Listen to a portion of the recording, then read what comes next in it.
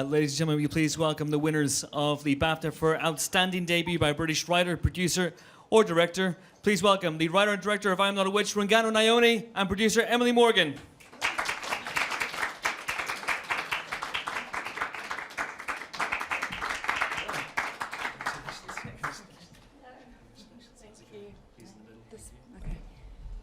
Fantastic. Congratulations to you both. How do you feel? It's a tough one. Yes. We're absolutely thrilled, over the moon. It's good to be a winner. Excellent. I was here before and I lost, so it's good to win. Excellent. So I noticed on the screen we were watching you win the awards. You did seem quite surprised. So had you not allowed yourself to entertain the thought that, oh, maybe I might win this one? No, I had a sure bet on a film that I thought would win. Okay. So, and I was just talking with the director, and he said, "No, I think you're going to win." I said, "Oh, shut up." So really, I thought, it was that one.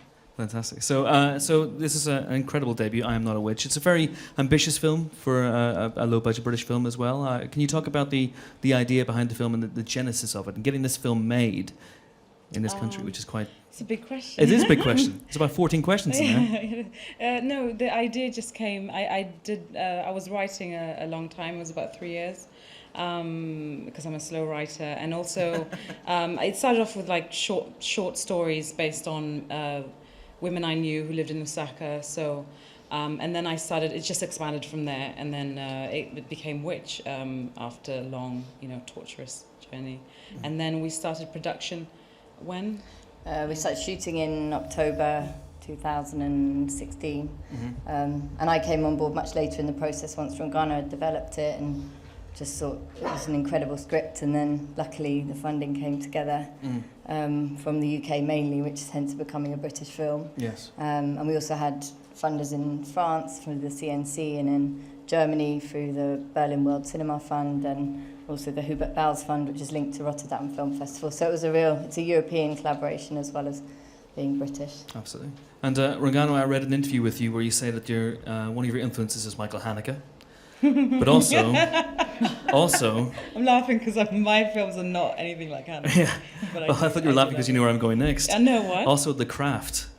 No, I was trapped into that. They're like, "What's your favourite witch film?" I was like, The Craft, obviously. Okay. The Craft is one of my favourite films. Okay. Yeah, it's one of the things I'll do a remake if I was asked to do a remake. Oh, really? Okay. Although it's pretty much a masterpiece, I'm not sure if I can contribute anything. Okay, I'm not meant to argue with you with The Craft as masterpiece. I'm just meant to ask the questions. It's not a masterpiece. So, any questions now for Rungano and Emily? Yes, please. Right here in the front row. Thank you. I was wondering, as a debut like this, how much getting even nominated, because obviously we don't really know the impact once you've now won, but how much even being nominated means that the work offers start to come in more than they did before? I don't know. We're going to see, aren't we? I think we're going to see. I was right because the film was attracting. I think Cannes made a big difference.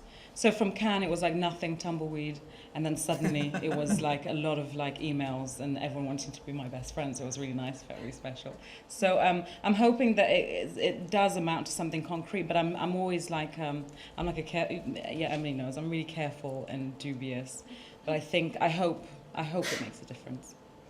And I definitely have found since the success of Rungano's film, a lot of filmmakers coming to me thinking that I can do it for them all again, and I'm like, no, I'm sorry, but it was a very special film. And so it is, it's. So is this the beginning of a beautiful friendship? Are you going to work together again? No, we actually knew each other for a long time before, so it was nice. Rungano wrote a short film in 2012 that I produced through the NFTS. Yeah, with my hubby. Yeah. The NFTS is rearing its head again. It's fantastic. Any other questions? Yes, please. Here in the front row. Thank you. Hello. Obviously, it's the big issue that's taken over tonight. The Time's Up, wearing the badges, and as female filmmakers, writers, directors, producers, the tides have started changing. But where are you two at in terms of where we're at and what needs to be done, and from your perspective within the industry? Well, I was beginning to feel a bit depressed actually, even tonight, that there was a lot of dudes going up, and I don't think there wasn't many women at all. So it was already, I was thinking, gosh, tides are changing, but they haven't. It was just becoming really apparent, and I was thinking, and then if we don't win, I was like, we're quite far back, we're clearly not going to, and then we did. So I'm glad to be, and as the debut filmmakers, I suppose, I'm just really happy that hopefully we can be part of the trailblazing that's happening at the moment. And I think, because I think it's a cyclical thing. I think we've talked about diversity many times in different shapes, so it rears its head, and I'm hoping that this time it sticks. It feels like it could be different, and I also believe in less talking, more kind of action, because we've talked the hell out of it. It's just time for, especially, I think it's down to the people who finance films more than the end product, which is the BAFTAs and the Oscars. I think more women filmmakers need to be funded in varied budgets, not just the lower budgets, because they kind of disappear the higher the budget goes. So that I hope that makes a change in people. And also it helps that people see women filmmakers, because then I think it's just a case of, if you see more women winning awards or being successful with films, then they kind of, you know, put a face to it and they think, okay, it doesn't have to just be men, it can be women too. I don't know, it's something about, I hope it makes a change, I really do. So.